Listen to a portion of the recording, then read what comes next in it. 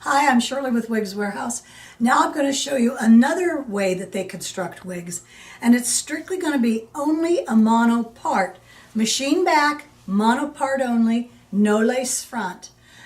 So usually these are, they're not near as spendy as your lace fronts, your mono tops, your hand tieds, that type of feature.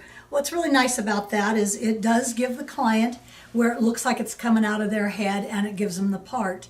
Now there again, there's not a huge area where you can part, and if you do want to move it, you can. But you would need to spray that with water and then part it and do, like I said, I call it ironing. You're actually just pushing on it with your thumbs to make sure it stays parted where you have changed it.